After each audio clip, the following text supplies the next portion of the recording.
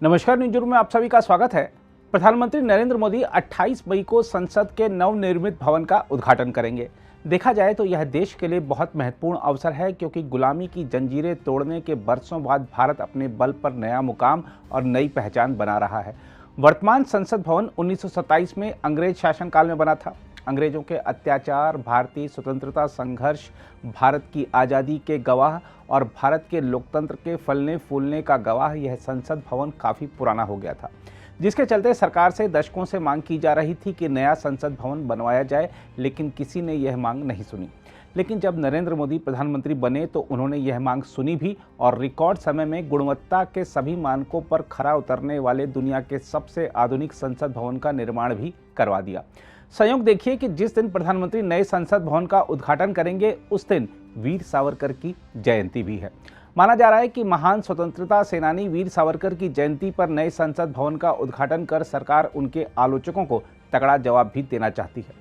नया संसद भवन आने वाली पीढ़ियों को भारत की आत्मनिर्भरता की राह पर चलने की शुरुआत करने संबंधी इतिहास से तो अवगत कराएगा ही, साथ ही वर्तमान सरकार की इस ऐतिहासिक उपलब्धि से भी रूबरू कराएगा।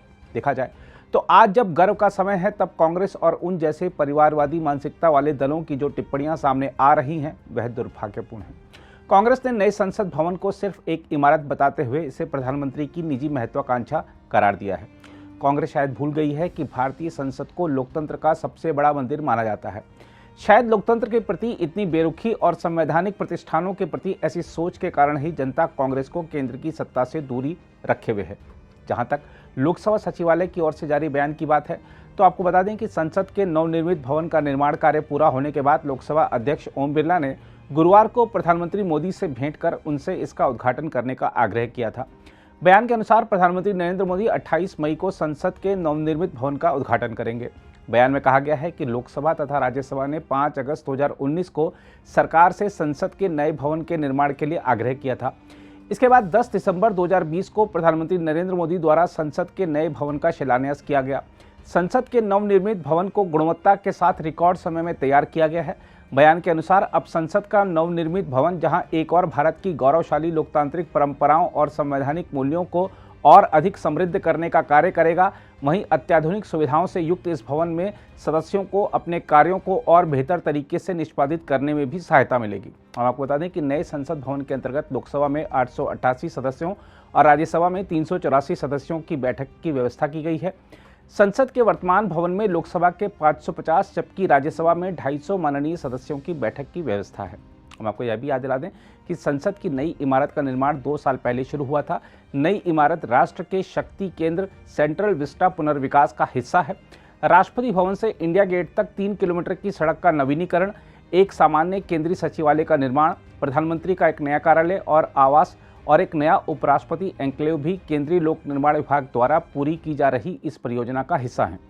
संसद की नई इमारत का निर्माण टाटा प्रोजेक्ट्स लिमिटेड द्वारा किया जा रहा है।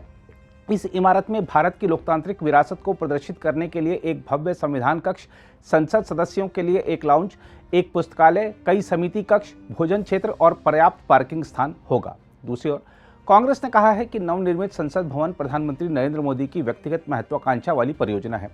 इसी के साथ ही पार्टी ने सवाल किया कि ऐसी इमारत की जरूरत ही क्या है जब विपक्ष के माइक बंद कर दिए गए हैं।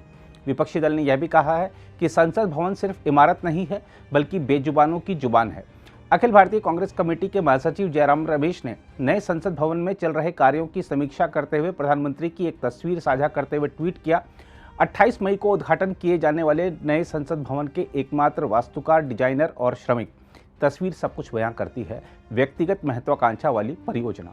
वहीं कांग्रेस सांसद और लोकसभा में पार्टी के सचेतक मणिकम टैगोर ने ट्वीट किया, संसद भवन सिर्फ ईंट और सीमेंट की बनी दीवारें नहीं है, यह बेजुबानों की जुबान है। उन्होंने सवाल किया है, यह जगह की बात नहीं है, यह सुविधाओं की बात नहीं है, यह आवाज़ है। लेकिन जब विपक्ष के माइक ही बंद हैं तो इसकी जरूरत क्या है? अगर आप भी लेना चाहते हैं देश दुनिया की तमाम जानकारी तो आज ही सब्सक्राइब करें हमारे चैनल को। साथ ही नीचे दिए बेल आइकन को जरूर दबाएं ताकि हर अपडेट आप तक पहुंच सके।